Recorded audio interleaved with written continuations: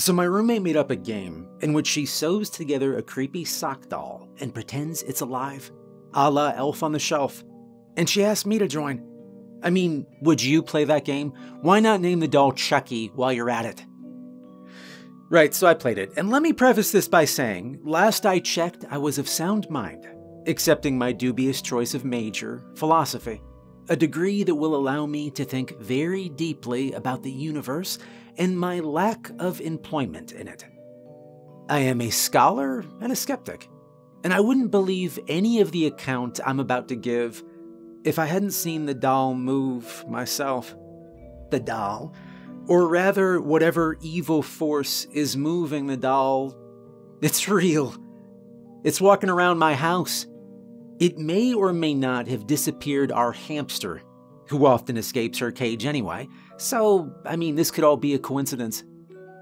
But still, as of this moment, Binky is missing. So prank? Elaborate puppetry? Hallucinatory episode? I hate all of those options, but since I can't come up with any better explanation, willing to help me science this thing? Alright, well, let's jump right in. Here's what's going on.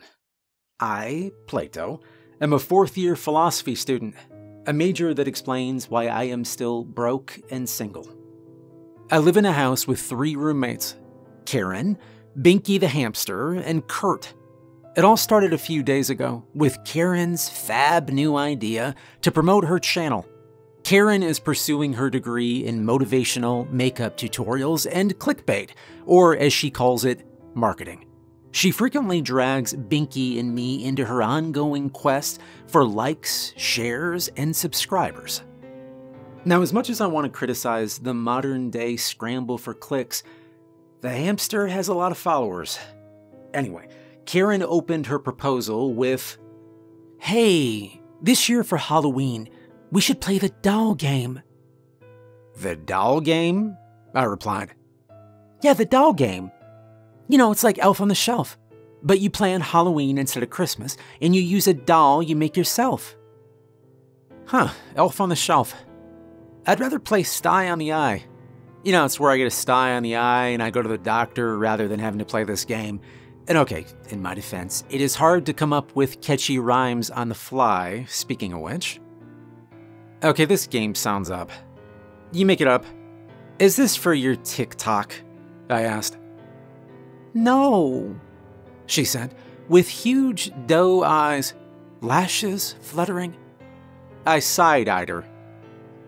"And it's called the doll game?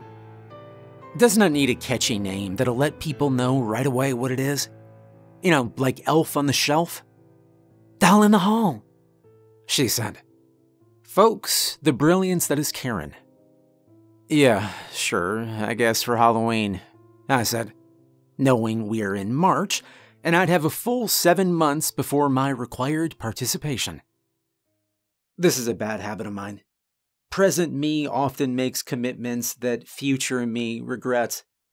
Cue Karen, swooping in with a dose of instant karma for present me. "Oh my god, good, you'll do it? Sweet. You know, we don't have to wait for Halloween. We can try it now and see how things go, and do it again if it's popular," she said. And I felt sort of tricked. But fine, we were playing Doll in the Hall. Not that our apartment even has a hall, really. So apparently, this is a riff on some creepy game Karen found that went viral circa 2006 because it's a Japanese horror game. I mean, of course it is. This translates more or less to hide and seek alone, in which you make a doll, stuff it with rice and a bit of hair or fingernails, yeah, the horror flavor text because handmade dolls aren't creepy enough, and then put it in a bathtub. Stab the doll with a sharp object and tell it, "You're it." Then you go and hide, count to 10, and the doll comes searching for you. Now, if it catches you, it kills you with whatever implement you stabbed it with. Win. And you, well, I guess you win a creepy doll. But you also lose, because you spend hours making that doll whose only purpose is to kill you. And truly, do we blame the doll on this one? You created it, you brought it into this world, and then you stabbed it, you monster. Truly, a game where there are no winners, only sincere regrets. Fortunately, Karen's version, Doll in the Hall, it doesn't involve stabbing. Yay, score 1 for lack of cruelty to dolls. Instead, in the days leading up to Halloween, you move the doll around, similar to the elf on the shelf. On Halloween, it comes to life for real when the spirits inhabit it. Nothing about this could go wrong, surely, right? But we were playing in March, so in Karen's words, it probably won't come to life. Right. Great. Now, my general reluctance to play had nothing to do with fears of the doll actually coming to life. Oh, if only I knew then. I just figured it would be a pain in the butt to play along for the camera every time Karen wanted to upload a new video tracking the movements of her homemade Frankendoll and expecting me to be a willing actor. But, it's not like she had a lot of options. Binky was already the star of 80% of her content, and our other housemate, Kurt, well, was Kurt. So Doll in the Hall. Sure, I said. Let the games begin. Karen squealed in delight at that, and actually hugged me. Which, okay, I'll admit my heart did palpitate a little bit, because, okay, I have a small crush on her. And then she asked for a clipping of my hair or nails, and I immediately regretted every life choice I have ever made. Fingernail clippings? Gross, man. Alright, a lock of hair it was. Now me, Binky, Karen, locks from each of us went in. The doll, sewn by Karen out of socks, looked what only can be described as the horrific love child of a demented sock monkey and a junky elf on the shelf fallen on really hard times. It had mismatched button eyes, sock arms and legs, and a wire skeleton so that it could be extra terrifying. Karen said, "It's not for scariness. It's so that it can be bent to different poses." Anyway, I vetoed rice as a filling material. I wasn't about to let her waste that much rice, nor was I willing to eat said rice after it had been mixed in with our hair clippings. So, she used cotton stuffing. Some of our hair went in with the cotton, but she used most of it to make these weird little pigtails sticking off the top of its head. Cute. Once it was finished, we all sat around for a naming ceremony, which was really just an excuse for Karen to make a promotional video. I suggested Cuddles. Karen wanted to call it Boo Boy. I think so she could call it Boo for short. Binky had the deciding vote, and no surprise, he voted with Karen.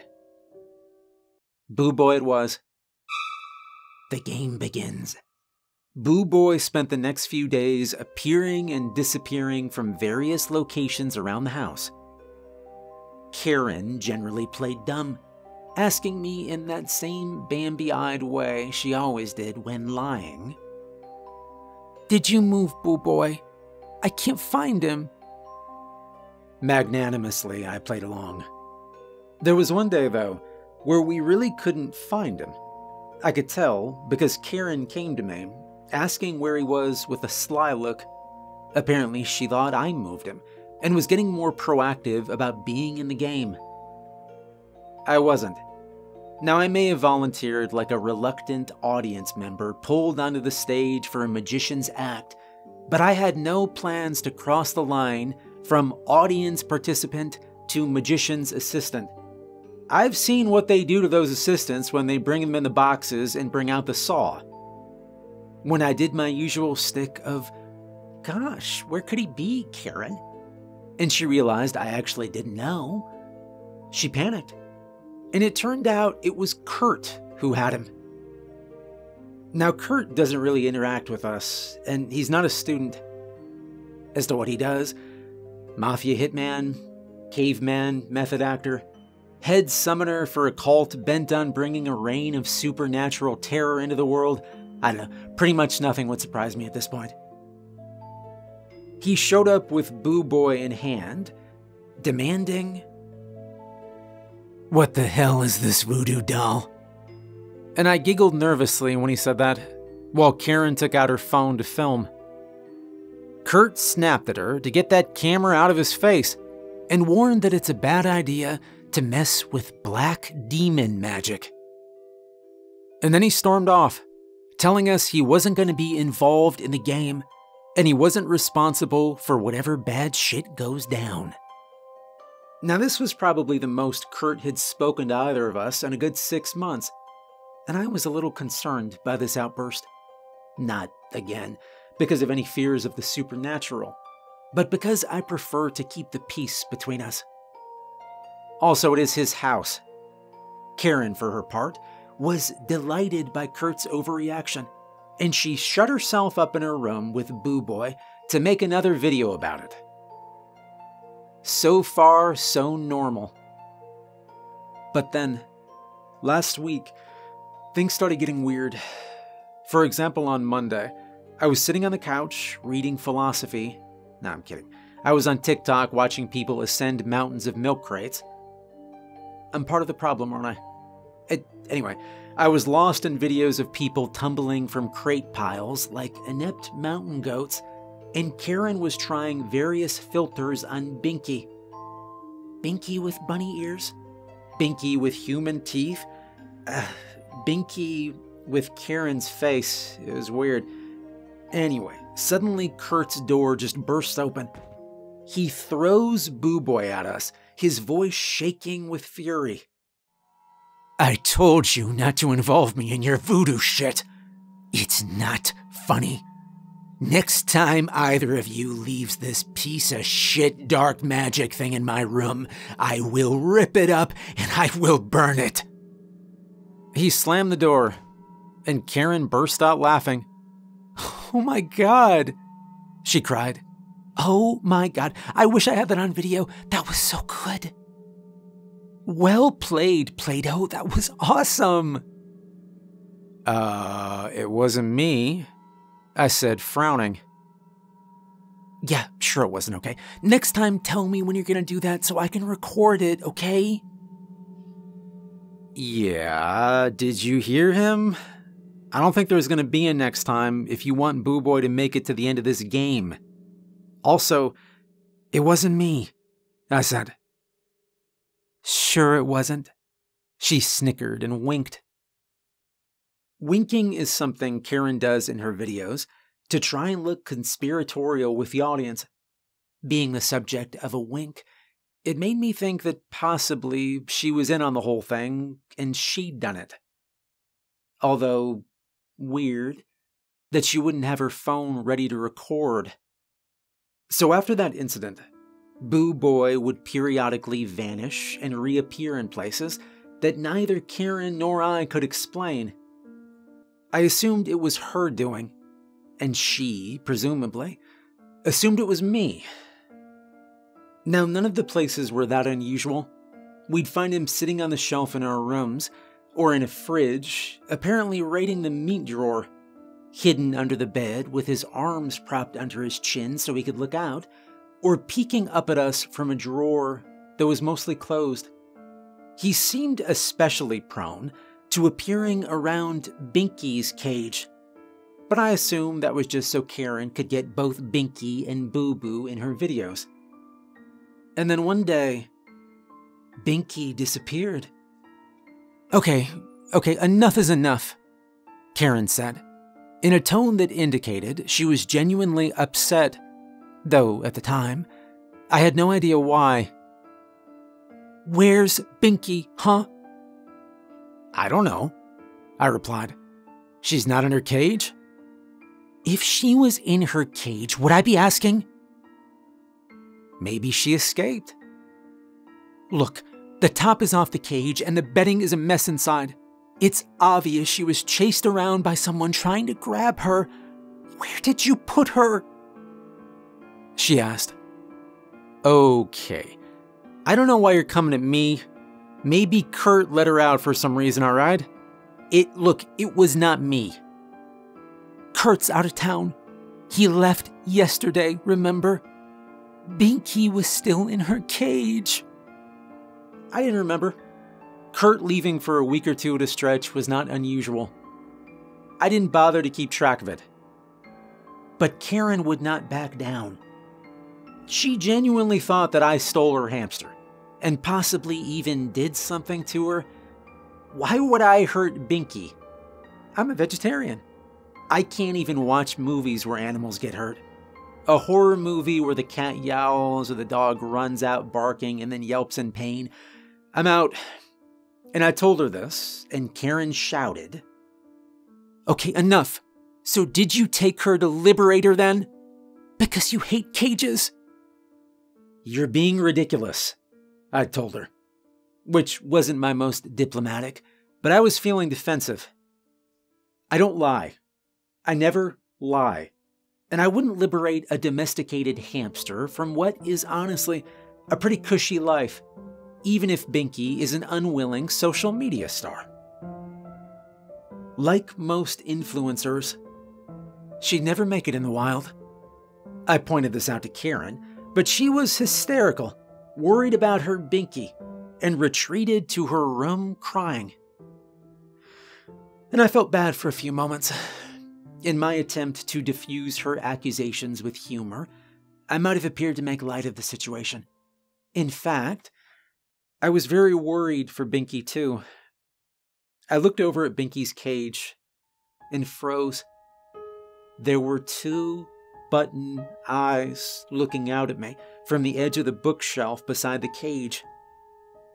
Boo Boy's mismatched eyes and little pigtails bore an expression that I would term naughty, mischievous, evil. I stared for a moment, and without taking my gaze off it, called, "Hey Karen, you move Boo Boy?" No response. If she found Boo Boy by the cage later, she'd definitely get upset, and she'd likely assume I put him there and was messing with her. I grabbed the doll. Bits of wood shaving clung to its sock arm. Frowning, I plucked off the shavings. In hindsight, this should have been a red flag roughly the size of Mars, the equivalent of the moment in a horror movie when the camera pans to the killer doll sitting smiling with a missing dog's bloody collar and its porcelain fingers. The moment I usually nope out of any such film. But as I've said before, I, a rational person, do not believe in ghosts. I assumed that A, Kurt had set this up before he left to pay us back for pranking him that one time. Or B, Karen had set it up all for herself and was now engaged in an elaborate dramatization, all in service of the gods of social media fame. And if it weren't for what happened later that night, I would still assume this to be the most plausible explanation. Anyway, I had decided I'd had enough of Boo Boy. And the best thing to do to end this before her game got way out of hand was to destroy it. First steps. I took Boo Boy into the kitchen and I snipped its arms off with scissors. I was intending to cut it up and toss it in the trash. Only, while I was cutting, I began to feel a little remorse. After all, Karen's videos were important to her. She put a lot of time into this Doll in the Hall series. And if I destroyed the doll now, well, she wouldn't finish. The least I could do was to destroy the video for her. So while I considered her accusations about Binky to be wildly overstepping, I retracted my behavior. I sewed back the arm and considered, what do I do with the doll then? And eventually, I settled on hiding it. I'd agree to give it back if she stopped taking things too far, and promised to just wrap up the game.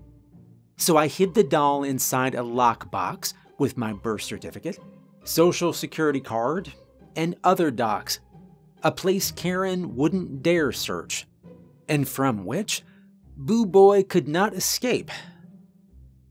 I hit myself for this thought almost as soon as I had it. Even so, I made sure the box was extra locked, and I tied a ribbon on it for good measure before shoving it in the closet. The key remained on me.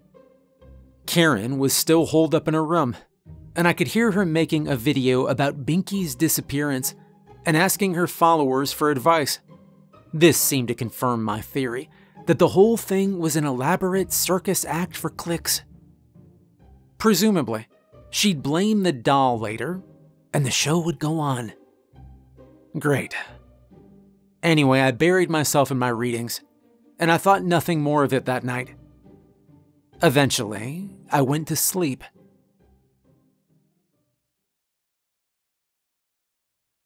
I woke in the dark, in the dead of night. At first, I wasn't sure what had awoken me, but when I clicked the light on, I frowned, because my closet door was open. A faint whisper, a rustling, drifted to my ears from the carpeted floor just outside my door. Binky? Maybe Binky really had escaped. I got up, padding softly to the door, and I opened it. It was too dark in the living room for me to make out anything but dim shapes, but I definitely caught the sound of scurrying just before I'd reached the door. It was like something sounded like it was darting away towards the sofa. I fumbled around for a moment along the wall, and then I flicked a switch. My heart dropped to my toes. The doll, Boo Boy, was walking. It took 2 running steps along the sofa before, like Woody in Toy Story, worried about getting caught, it abruptly froze. Froze, and remained frozen, as if it had been posed there. I just stared, and the doll, it seemed, it stared back. Karen? I called, but there was no response. I guess she was sound asleep.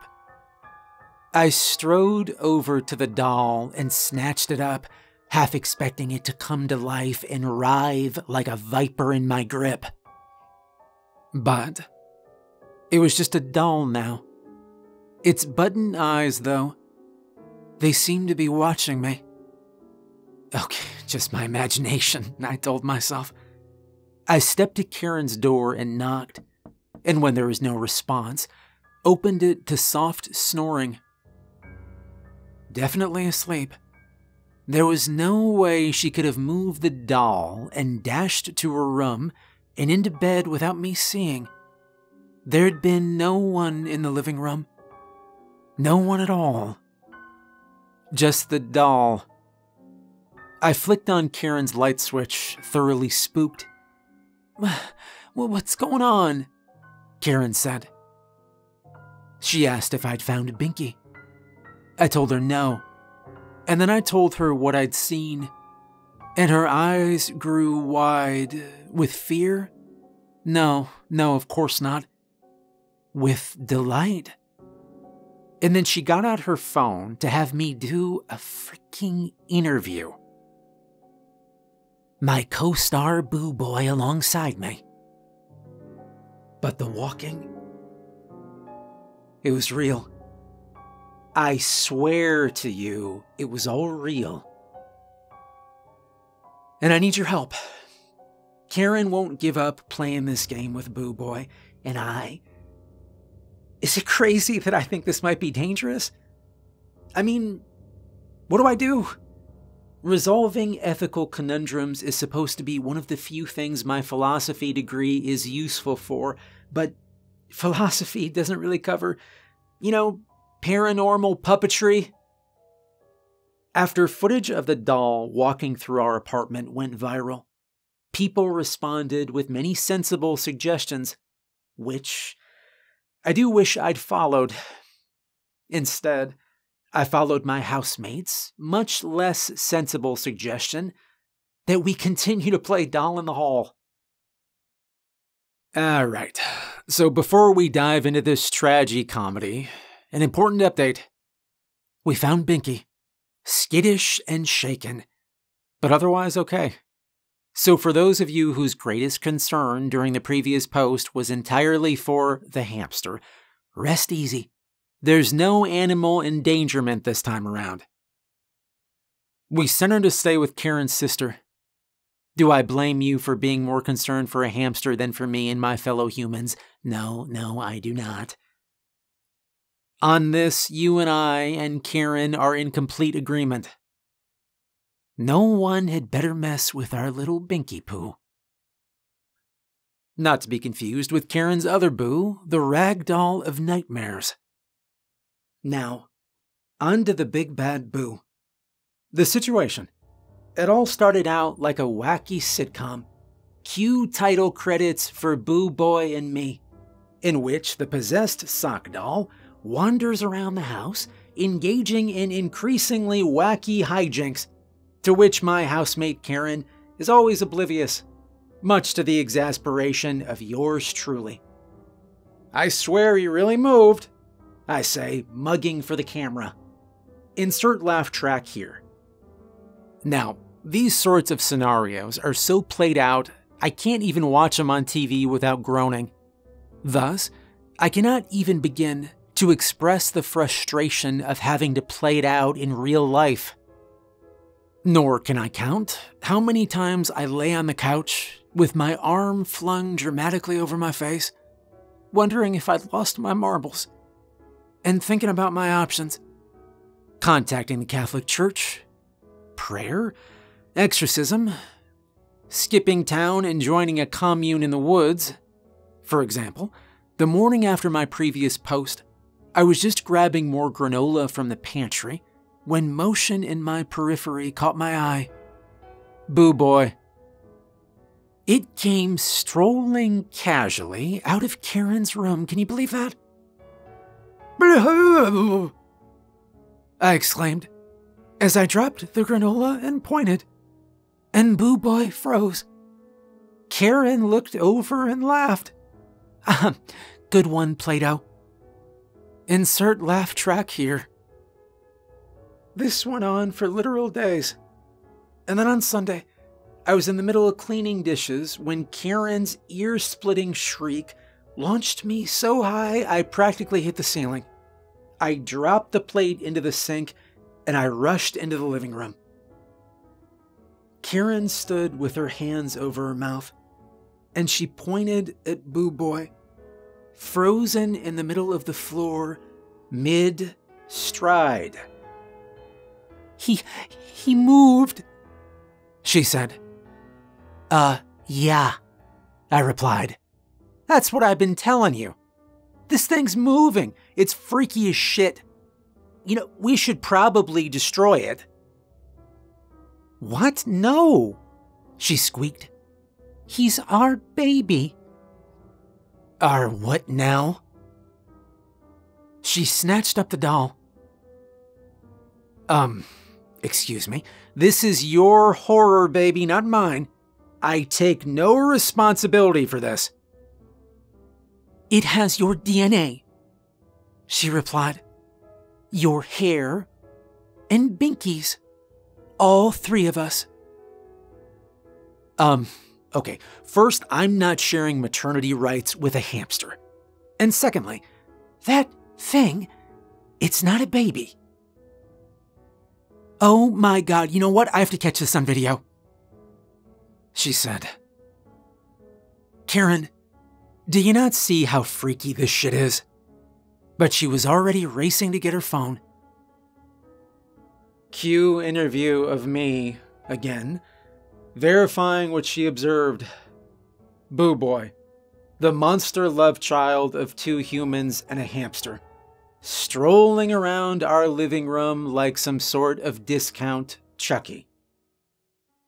I was doing dishes when it happened, so I still had my apron on and my best scowl. It was all very domestic, and also very wrong. I was muttering about how I wished we'd just aborted my button-eyed co-star when Karen enthused.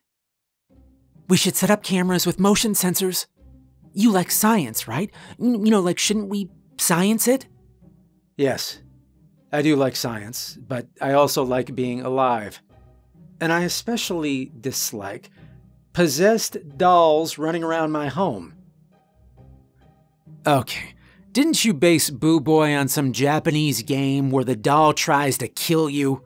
I snapped. Only if you stab it, she began. You haven't stabbed him, have you? Oh, shit.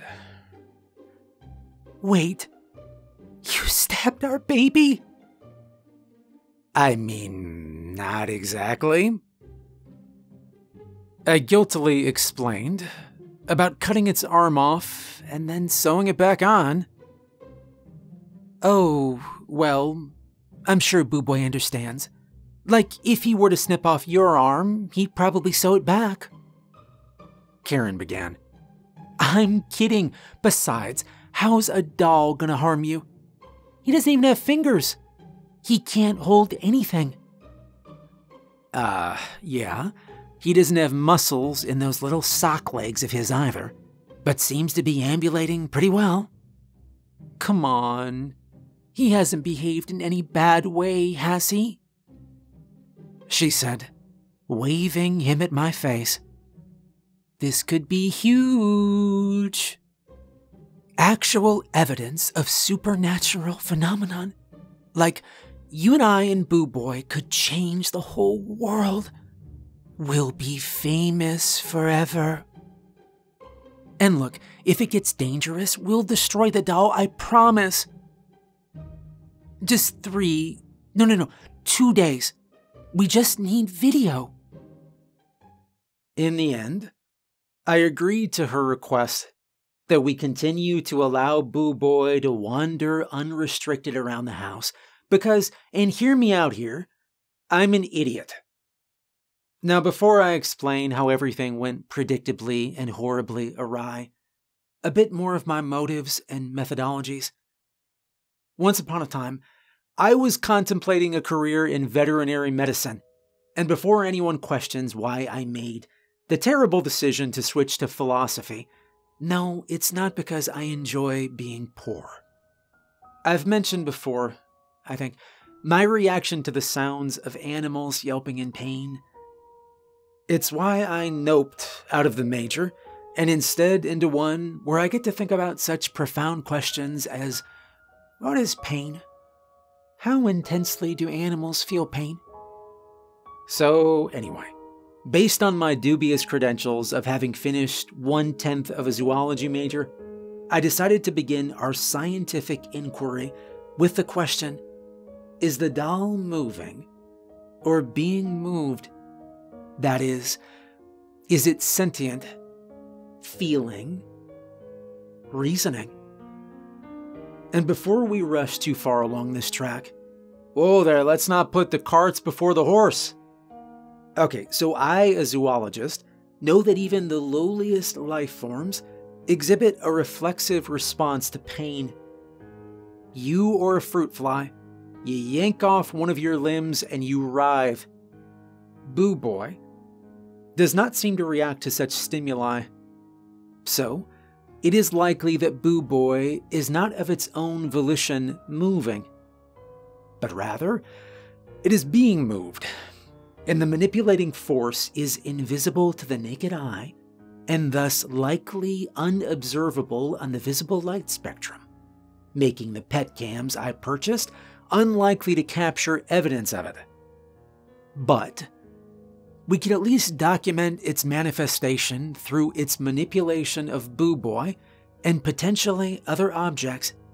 It must have removed the ribbon from my lockbox, for example, and opened the box. Something Boo Boy could not have possibly done from the inside.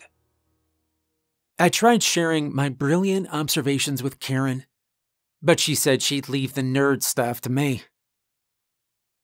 Anyway, since I still possessed more common sense, I told her that I'm removing all the knives, scissors, and sharp objects from the house. Just in case. And then, with the cameras rolling, we began Doll in the Hall for science, capturing the perfect shot. Over the next couple days, Karen and I glimpsed Boo Boy angling along in the corner of our eyes so often that it became almost normal. We'd catch his little figure trotting in our periphery and turn our heads just in time to see him freeze. It was like a kid playing red light, green light, if the kid was a tiny sack boy with mismatched button eyes. And yet, even though he seemed to be almost constantly in motion, I counted an average of 4 times an hour. The cameras could never catch him. His movements were always too brief for the motion sensors. Or he moved just outside their range. Often overnight, the cameras got knocked over. One pet cam fell face down recording the floor, and another fell against the window and captured several riveting hours of the shadows of leaves. You get the idea. Now, I kept a log of Boo Boy's activities. Most of his movements occurred in the living room. Once in a while, the bedrooms or between rooms. Once, we found him in Kurt's room, hiding under the pillow. Karen amusingly scolded him like a small child and told him not to go in there again. "Or you're grounded," she said. Insert laugh track here.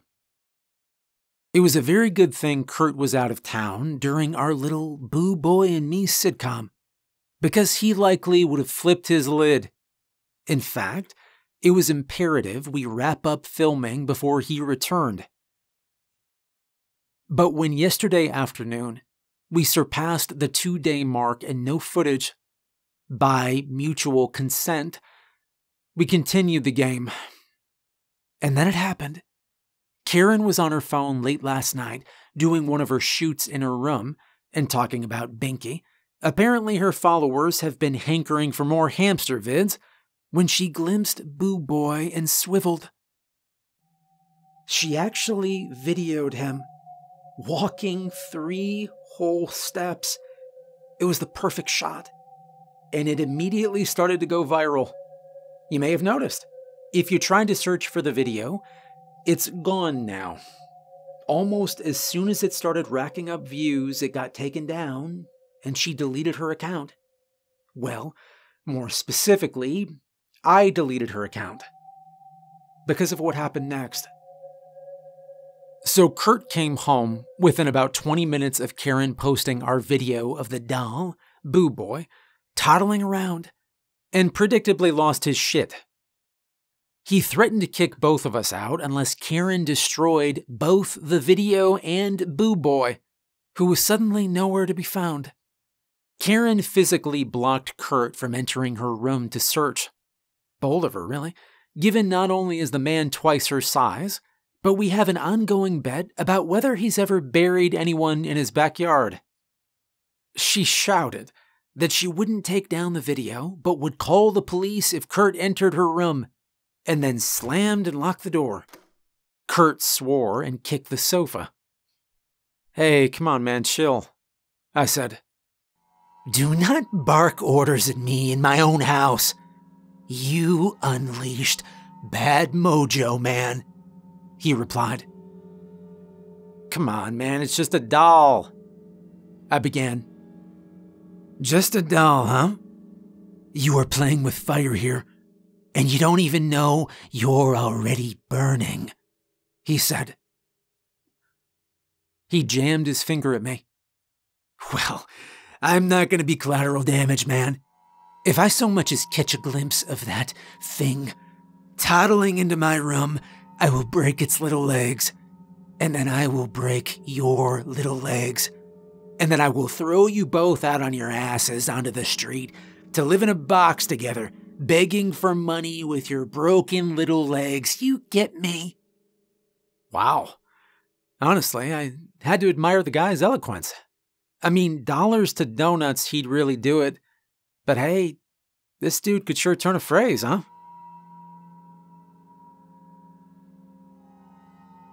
Anyway, I was too stressed to sleep after that. Not only because Kurt's belligerent outburst had sent my heart rate spiking, but because after 3 days of Boo Boy moseying around in my periphery, his sudden absence, it was disconcerting. Not so much because I didn't know where he was in that moment, but because of the implications of his avoiding Kurt. You see, I'd been operating as if Boo Boy's occasional movements were like ball lightning. Ball lightning. It's so rare that for centuries it had existed only in anecdotal accounts, and even now remains scientifically unproven. And while some accounts, especially early ones, have mistaken it for works of spirits or devils, there's no consciousness directing where the ball lightning appears or disappears. It's not a spirit moving with intentionality. And so Boo Boy's walking, it was like that in my mind. A unique phenomenon seemingly occurring at random around the house. But his dodgings of Kurt implied a degree of intelligence, sentience. And if the thing was capable of decision-making, not simply moving at random, but deliberately and with purpose, then what was its purpose?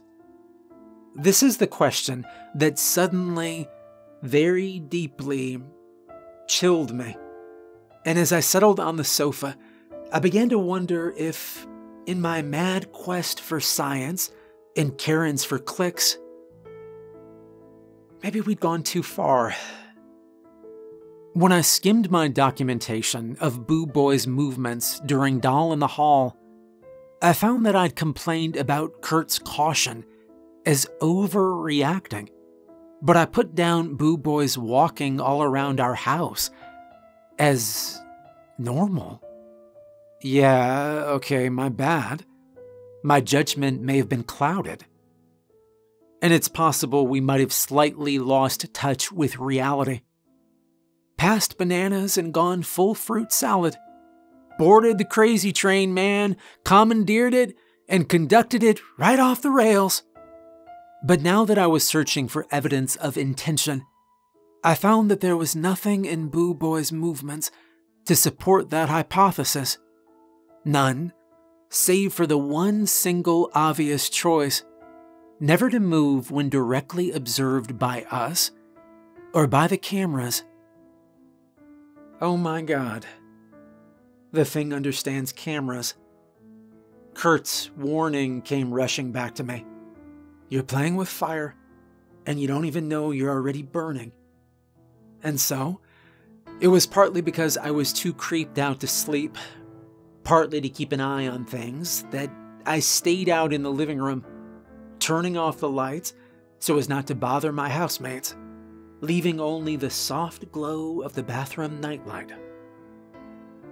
I sat down on the sofa, adjusting the window shades to allow the moon's illumination to come in, and then I fell to pondering. Bad mojo.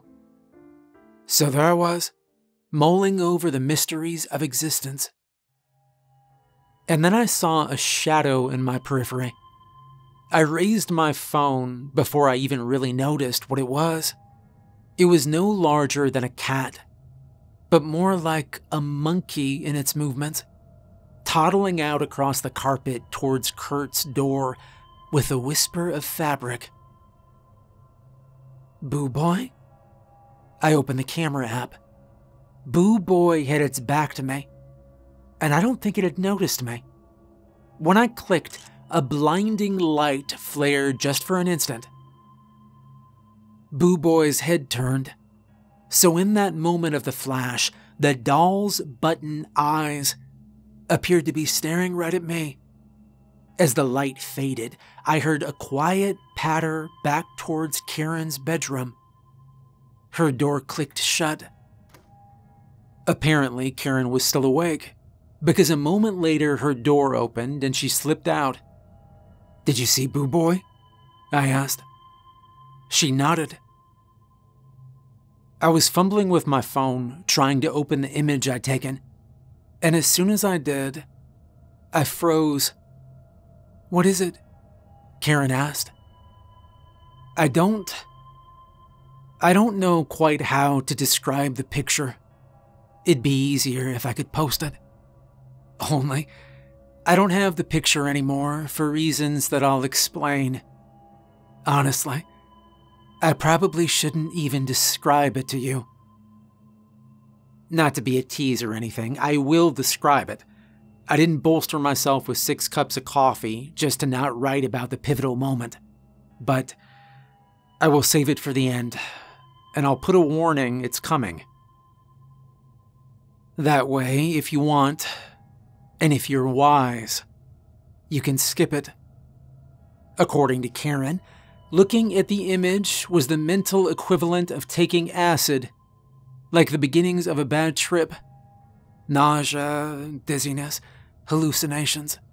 For several moments afterward, everything in her periphery appeared to be crawling with snakeskin. The best I can describe is that it looked wrong, and it made my brain itch and crawl. My heart hammered, as if I just ingested caffeine straight into my veins. Every hair on my body stood on end, and the longer I looked, the less I could make sense of it. Through the sickening lurching of my mind, one rational thought came. My first hypothesis was correct.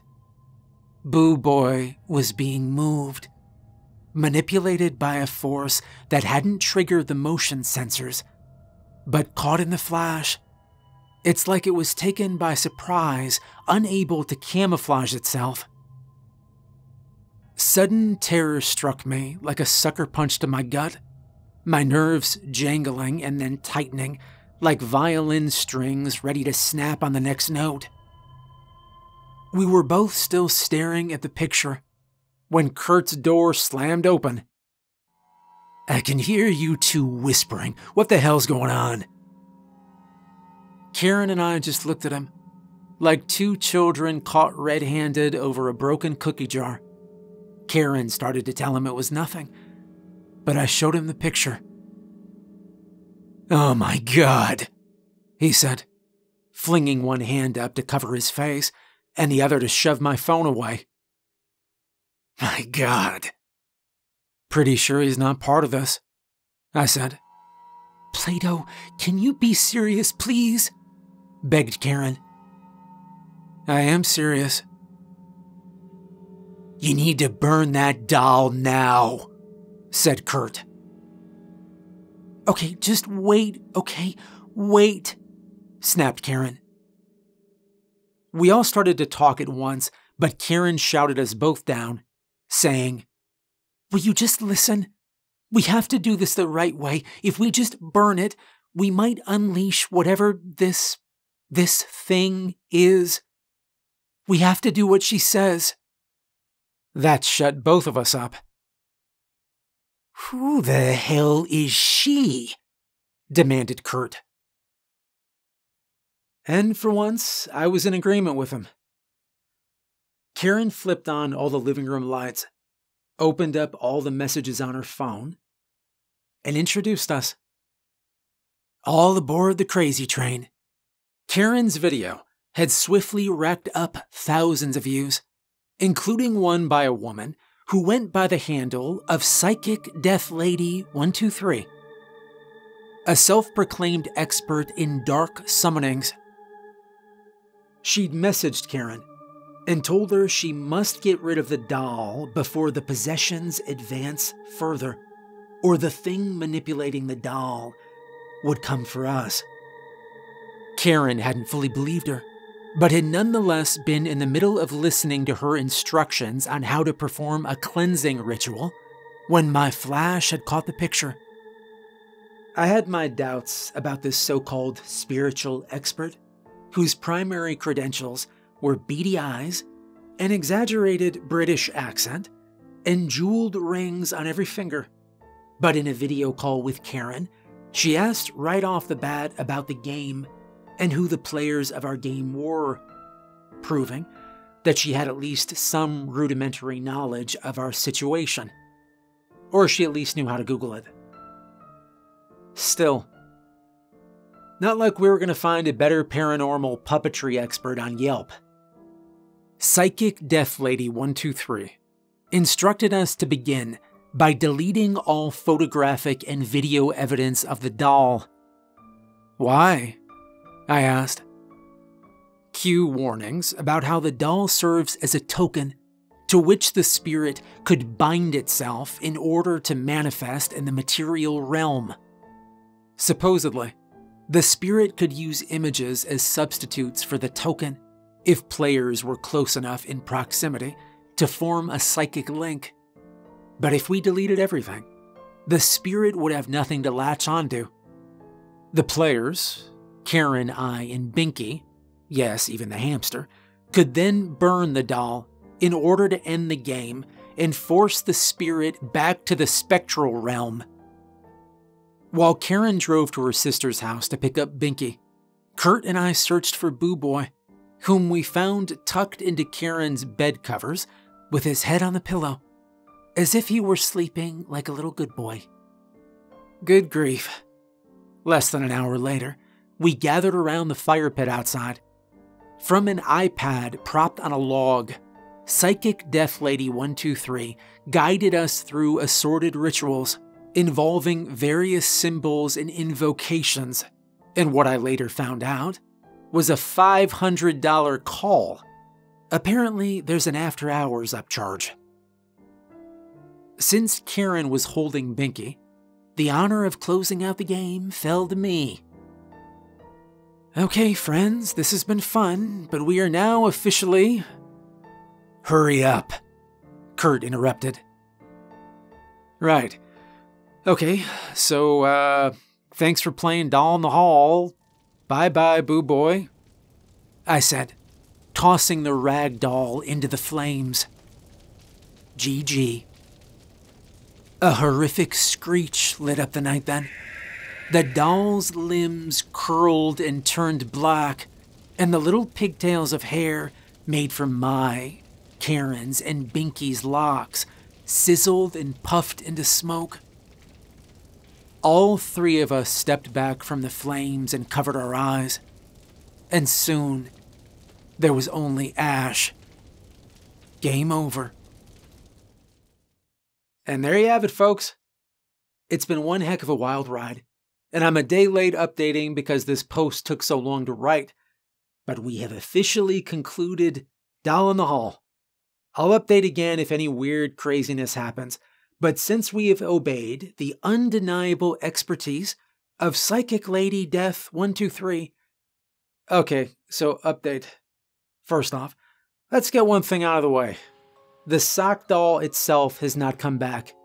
His ashes have remained ashes. His dust has remained dust. So for those of you who were wagering on his return, sorry. The laws of entropy still apply. And in this universe anyway, combustion is generally irreversible. Meaning Doll in the Hall, or at least the doll part of it, is officially concluded. So anyway, the days following the game's conclusion found us in a return to normalcy. Kurt was surly. Karen was in mourning. My channel, why'd you have to delete my whole channel? Gee, Karen, I don't know.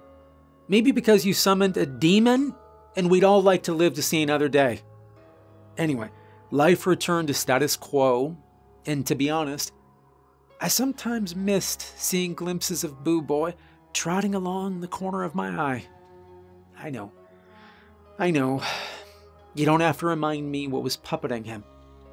Believe me, I remember it. The figure... The demon, I still see it.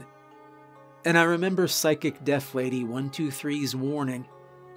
Images summon it.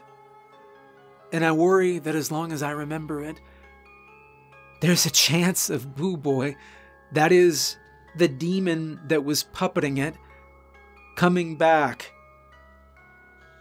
Coming for me. I made the mistake of asking Kurt if he thought it was gone for good, and he gave me a look I will generously call displeased, and stormed off without a word.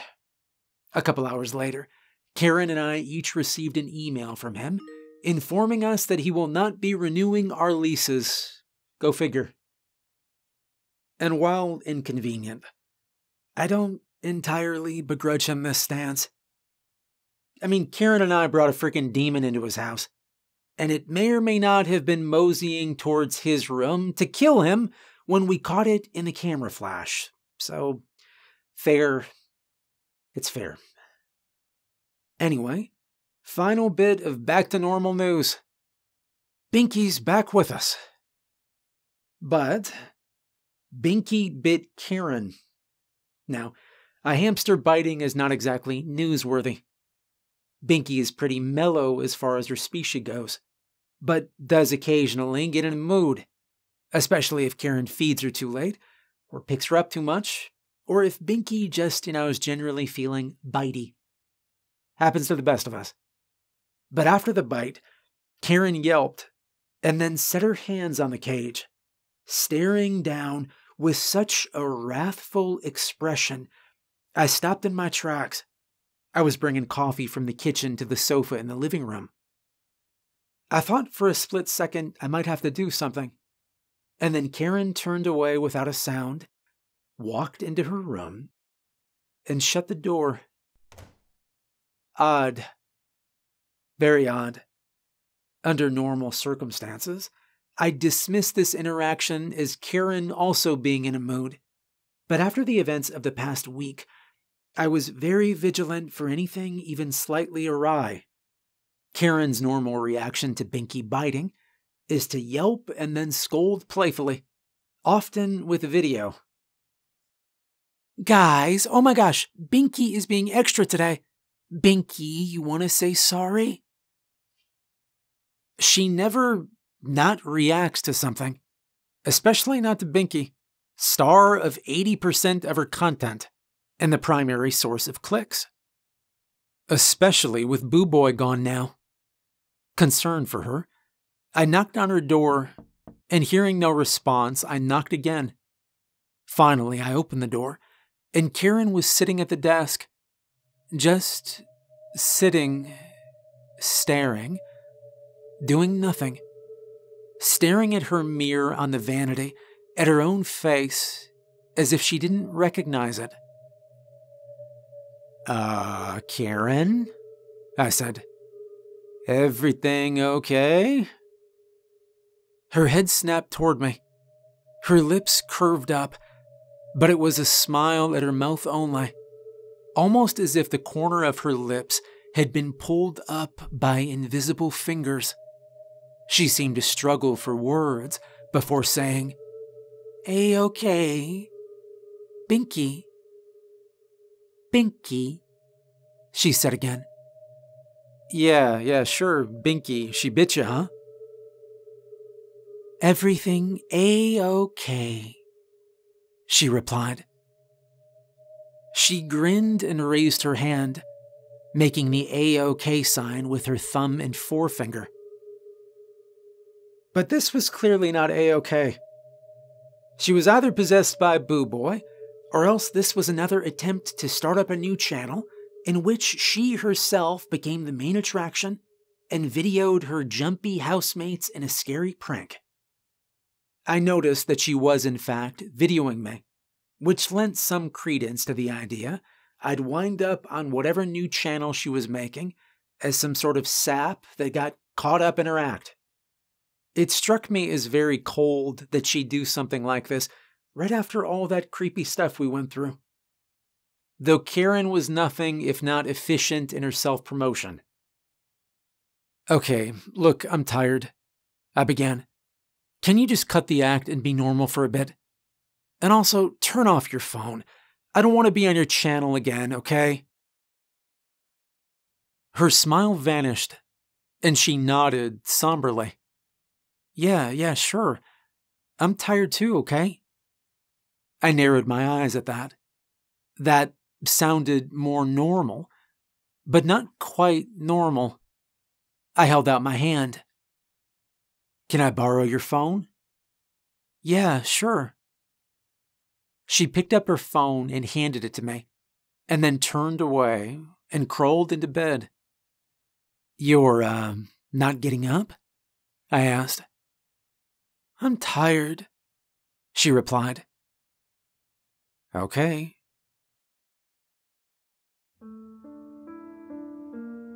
I left her alone after that, but I brought her phone out to the living room and began madly searching through her accounts for any trace of videos or images I might have missed when purging Boo Boy from our lives.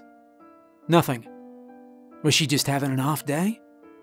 On a hunch, I looked through my notes from when I was documenting all of Boo Boy's antics, and I noticed a trend that I neglected to mention in my previous post, where I basically simplified the data as he moves 4 times an hour. Which is true, on average. But at the beginning, the first few times I glimpsed him move, it was considerably less than that. And by the end of the day we ended the game, Boo Boy was in almost constant motion, walking every few minutes. Also, his motion got smoother over time. Now, I'm no psychic death lady 123, but if I were to hazard a hypothesis about why his movements increased in both frequency and dexterity, given what we now know about Boo Boy not being able to animate himself, but rather being a puppet, I would have to say that in the beginning, the manipulating force was struggling to get a handle on him, trying, from, the astral plane or whatever, to just get the basics down of making stuffed socks move.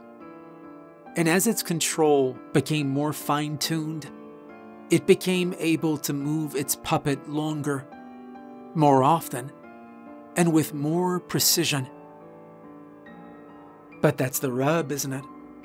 Boo Boy never came to life. Boo Boy was a puppet. In Doll in the Hall, who says the doll has to be made of socks? Doll in the Hall. I spent all afternoon thumbing through Karen's phone, searching for messages. It all looked normal enough. Nevertheless, I shot a message off to Psychic Death Lady 123, asking what were the chances of Boo Boy's spirit coming back without any sort of image to latch onto, and if it did, what viable solutions were there? Burning the doll was one thing. Obviously, we couldn't burn my housemaid. I was still scouring Karen's accounts for any clues as to what might be going on with her when the late afternoon sun was coming in through the curtains. Kurt had gone out early in the day and not come home yet. I considered whether I should discuss Karen's behavior with him when he came home, but opted not to, on the off chance he actually did have a day job as a mafia hitman or something. Never can tell with that guy. My eyes were bleary from scrolling through sites on exorcisms, hauntings, and possessions, when motion in my periphery caught my eye, and I turned my head. Karen loomed over Binky's cage. My heart thudded. "Hey, Karen," I called. And then I saw something in her hand. Karen? She was holding a small, furry fluff ball. I snatched her wrist, twisting, and she yelped and opened her fingers. Binky dropped into the cage, squeaking and rolling around in her bedding. "Hey, what the hell?" cried Karen. "What were you doing to Binky?" I asked. "I was holding her, jeez. The hell did you think I was doing?" She snapped back. Now this was normal Karen, or at least she looked and acted like normal Karen. Certainly, her flashing eyes and snarl were the Karen I knew. She was struggling, I said weakly. She needed to come out so I could clean her cage. She doesn't always like being picked up. God, what the hell's wrong with you? She said. You were acting strange this morning. Oh my God, man, I'm tired. And you and Kurt destroyed my channel. I'm pissed off. Can't you just leave me alone? Come on, Binky. So I didn't really think I should let her take Binky. But the fact is, Binky's her hamster, not mine. In the moment, I didn't know what to do. Was she perfectly normal and I was the crazy one? I wondered, while sitting there in the living room, her phone still in my pocket. Her phone. She hadn't asked for her phone back in hours. Because she was still in mourning, maybe? I waited, tense, pacing the living room. 15 minutes later, Karen emerged from her room with Binky's cage, freshly changed, and set it on the shelf. Binky was inside, fluffing up her wood-shaving bedding, and my heart pounded slowly with relief. Karen was obviously still very pissed at me for even suspecting that she'd hurt Binky. She didn't make eye contact with me, and strode back into her room, slamming the door. So I don't know what to do. I don't know if I arrange an exorcism for her, even though she's told me she's fine. Because, I mean, isn't that exactly what a possessed person would say? I have never, when asked if I were acting under the influence of demonic possession, said yes or maybe or oh most definitely. So I'm aware this metric might need tweaking. I've also been checking my phone for any responses from Psychic Death Lady 123, and she finally responded a few minutes ago. Firstly, to tell me to just call her Marge. Note, she didn't actually claim this is her name, just that she prefers it to, hey, Psychic Death Lady. She also asked for more info, so I copied and sent her most of what I've written. She replied back almost immediately with more questions. How is Karen's behavior now? And I have to admit, Karen came out about 10 minutes ago to microwave dinner, acting totally herself, and glared daggers at me when I inquired, "How you feeling?" Okay, so Karen's acting normal now. Does that mean we're in the clear? No. Psychic Death Lady 123, aka Marge, replied back that with the doll, there were times when it went inanimate. The thing puppeteering it wasn't even there then. The same could be true for Karen. The times when the doll was inanimate are like the times when Karen is herself, this being more or less my deepest fear about the situation. I'm still sitting here trying to process it. Mind you, there's a part of me that still thinks, hopes, that this is all just Karen being Karen and messing with me for clicks or something. But of course, there's only one way to find out. One aspect of this whole experience that is unalterably real and forever burned in my brain as evidence of the beyond is that picture. I asked if I should take a picture of her. Marge had said, "No, assume she is possessed.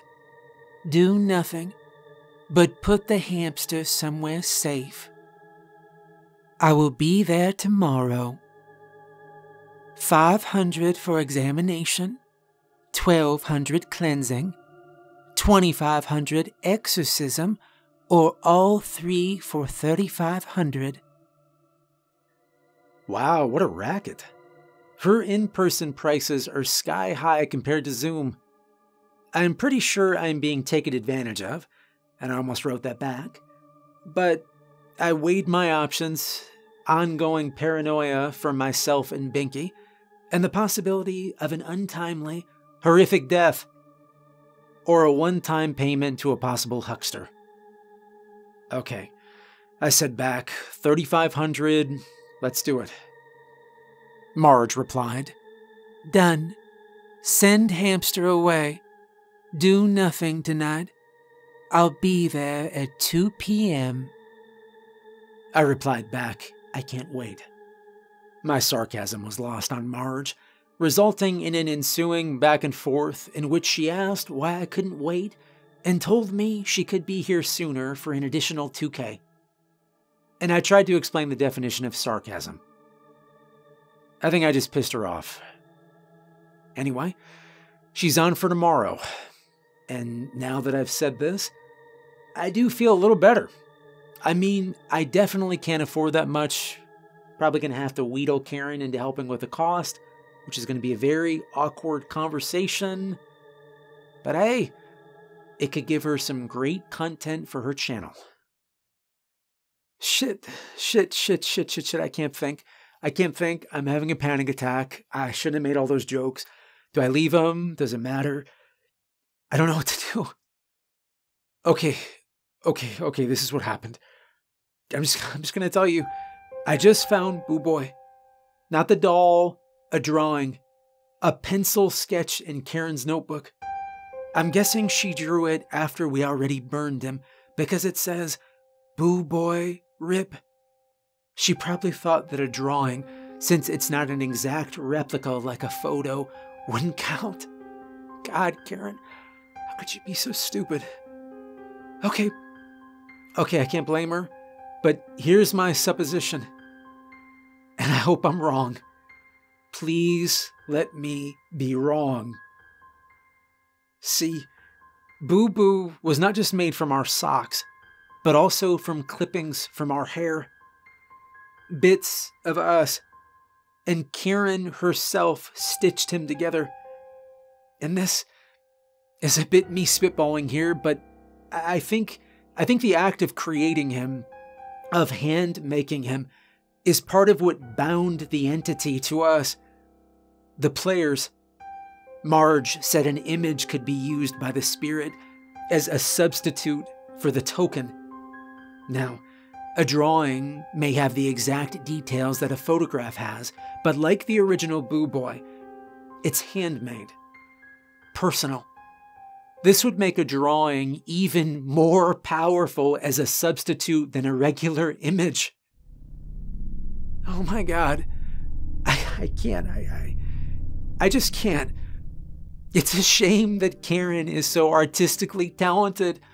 If it were me, we'd never have to worry about this, because I can only draw stick figures. Any malevolent entity would be too embarrassed to use one of my kindergarten scrawls for possession. Okay, I've burned the picture. It's gone now. I'm just gonna have to say this. I shouldn't have joked so much. I'm shaking. My hands are still shaking. With the drawing gone, you'd think I'd be able to calm myself down, but come on, you're smart. You can guess as much as I can. I probably could have pinned that picture up on the wall, couldn't I? I could have copied and pasted 1,000 of him all over the house. I could draw a Boo Boy myself, in pen and ink or permanent marker, or if I wanted to be particularly gothic and authentic about it, in my own blood, with bits of my hair pasted on for good measure. Heck, I could make an entirely new Boo Boy. Boo Boy 2.0, and this time give him teeth so he could be 500% more terrifying. It totally wouldn't matter. None of it would matter. Because the thing doesn't need Boo Boy anymore. It's already attached itself to its new puppet. Karen is the new doll in the hall. Excuse me if this post lacks the levity of previous entries. I don't even know why I'm updating. What's the point? A question about what really is the central premise of my philosophy degree, so you'd think, having spent so many hours pondering the meaning of it all, I might have come up with some answer. Loyal readers will remember that Psychic Deaf Lady 123, aka Marge, was scheduled for an appointment with us this afternoon. Unfortunately, she relayed to me that she had car trouble delaying her arrival to closer to 9 p.m. or even tomorrow. I'm not sure if a more punctual appointment would have made a difference anyway, since it's hard to imagine some kooky, middle-aged huckster dealing with an actual demon. But who knows? Maybe her broken alternator is the single event in the universe. Anyways, it's a bit too late now. 3 hours ago, 5 p.m., Kurt was still away on some trip he left on a couple days ago. I needed some air, so I went out. I ended up going for a walk, wishing Kurt would arrive home because I was so anxious. I didn't want to come back inside to face whatever was Karen on my own. Maybe I was feeling some sort of premonition, but eventually, it just got too cold out. When I got back, the curtains were drawn and the blinds closed. I came into the living room, and it was dark. Karen was standing right there, a shadow just standing in the dark room. "Karen? Where's Binky?" she demanded. I moved her. "Why? Binky's mine. How dare you touch her?" "You were acting strange." "You still are," I said. "I'm acting strange, huh? You're the one who took my phone, keep sneaking around, and you stole my hamster." "Well, I had my sister bring her back while you were out on your little walk. She's in my room now, you psycho. And if you so much as set foot inside my room—" "Karen," I interrupted. "No, do not Karen me. You've been acting like a lunatic all day, and yesterday, and ever since that damn ceremony. You haven't slept, have done nothing but drink coffee and type on your laptop. I just saw you pacing around back and forth outside in the dark like some kind of creeper." And as she yelled, I realized she was right. My behavior had been strange. But also, she was wrong. My behavior was the behavior of someone frightened. And I took out my phone. She may have sounded normal, but something was off. And I snapped a picture of her. I didn't see the knife in her hand, I swear. In the dim, the flash went off automatically. Karen shrieked, throwing a hand up. And when I could see again, she was gone. And then I saw motion above. Karen was on the ceiling. Eyes rolled back in her head. Mouth gaping, as if she just lost control of her jaw, like a puppet on which the hinge is loose. Her face was slack, and she moved 2 crawling steps above me on the ceiling like a spider, hair dangling. I caught only the briefest nightmarish glimpse before she dropped on me, and I screamed. I don't remember the next moments, just that we struggled with her knife, and I swear I didn't see her eyes flicker onto me until it was too late. It all happened so fast. Somehow, I don't know, shit. For a second, she got this look in her eyes. "Hey," she said, all confused at me. "What are you—" And then I stabbed her in the chest with the knife, and she made this sort of gasping sound, and I backed out from under her. Oh God, Karen. She fell over then, and her body's still there, still on the floor, blood pooling underneath, staining the carpet. Now I look at her empty eyes, and all I can feel is a profound hollowness I found gas cans in Kurt's garage. Who would have thunk it? Also, for what I'm about to do, I'm sorry, Kurt. You can keep my security deposit. You see, there's one more thing I have to do. Well, 2 things if you count this video. I figured it out. I figured I'd post one more time, wrap things up. Let you know what happened at least. Let you know. So when you read about me in the news and you learn my real name, you'll know the truth. I have to end this game. I can't risk Marge or Kurt or the police showing up here when I'm not myself, which is obviously where all this is leading. So I'm gonna end the game by removing all the players. I'm so sorry, Binky. I'm so sorry, Karen. I'm so sorry. This is all my fault. She wanted to stop.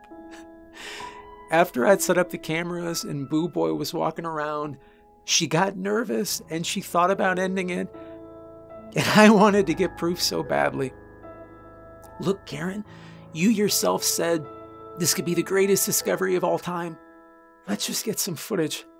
The first footage ever of a supernatural occurrence. And on your channel, think about it. I convinced her to keep playing. I fought to keep going until I got the picture. I deleted the picture. No one will ever see it now. Which means that no one will ever fall under possession by this thing. There'll never be any players but us. I'm taking care of everything. Karen, don't worry. Everything is going to be A-okay. All that's left is to light the match. And whatever I say next, it'll be my last words. And I cannot think for the death of me of an appropriate phrase to go out on. I know it's dumb.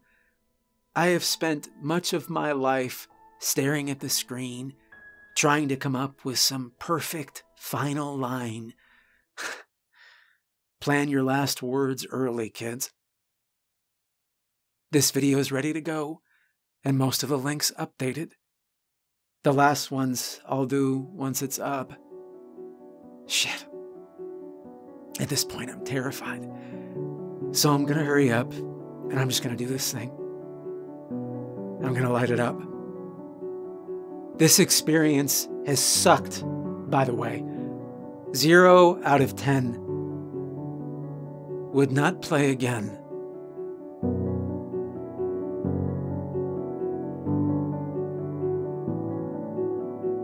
Hey, if you enjoyed the video, make sure to like and subscribe. There's new merch out too. And don't go doing any creepy doll rituals this week. Have a good night.